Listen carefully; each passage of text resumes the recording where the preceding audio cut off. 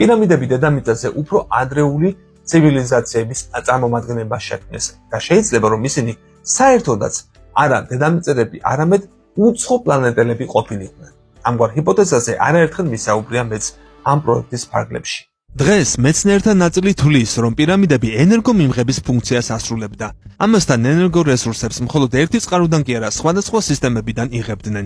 დამტკიცებულია, რომ ყველა პირამიდა რომელიმე თანავარსკვლავედზეა ორიენტირებული და იმის გათვალისწინებით, რომ კოსმოსური ობიექტები გამუდმებით ადგილს იცვლიან, რაღაც მომენტში ენერგონაკადი შეიძლება შესუსტებულიყო, ან საერთოდაც გამქრალიყო, ხოლო პლანეტა ელექტროენერგიის გარეშე რომ არ დარჩენილიყო, იმ პირამიდებში, რომელშიც ენერგონაკადი სუსტდებოდა, ენერგიის გადაკაჩვა სხვა პირამიდებიდან ხორციელდებოდა. შესაძლებელია სწორედ ეს იყო იმის მიზეზი, რომ პირამიდების მნიშვნელოვანი ნაწილი პოლუსებიდან თანაბარი მანძილით არის დაშორებული და თითქმის ერთ ხაზზეა განლაგებული. შესაძლოა ამას უკავშირდებოდეს ის უახლესი აღმოჩენაც, რაც გიზას პირამიდების კომპლექსის ქვეშ 2025 წელს გაკეთდა და რომლის მიმართაც აჟიოტაჟი ატყდა, თუმცა მასშტაბური კვლევა ჯერ ისევ არ დაგეგმილა.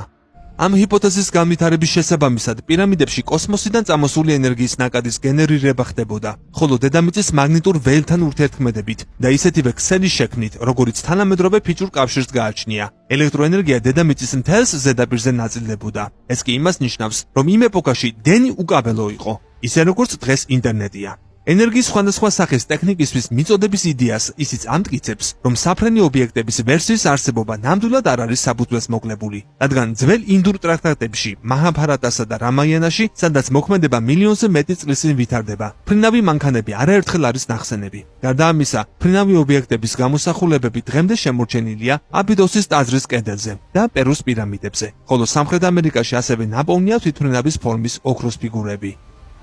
საუკუნეების განმავლობაში კაცობრიობისათვის ეგვიპტის პირამიდები ერთ-ერთ ყველაზე იდუმალ და შთამბეჭდავ ნაგებობებად რჩება.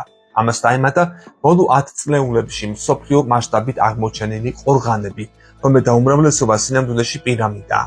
მათმა მასშტაბებმა და იდეალურმა დაგეგმარებამ საზოგადოების ნაწილში კონსპირაციული იდეების გაჩენასაც შეუწყო ხელი, რომლებიც დღემდე აგრძელებს არსებობას და პერიოდულად ჰიპოთეზების ახალ ტალღად გვევლინება ხოლმე. ფაქტი კი ისაა, რომ ძველი ცივილიზაციები კარგად იცნობდნენ ვარსკვლავიერ ცას, სირიუსს, პოლარულ ვარსკვლავს, დიდი დათვის თანავარსკვლავედს. სავარაუდოდ, მათ, განსაკუთრებით ეგვიპტელებმა, ეს ცოდნა პირამიდების აგებისას კარგად გამოიყენეს, მაგრამ მიაჩნდათ, რომ გარდაცვლილი ფარაონის სული ზეცაში ვარსკვლავებთან ავიდოდა. გამოიწერე კოდის YouTube არხი. ნახე უამრავი საინტერესო ვიდეო სხვადასხვა თემაზე.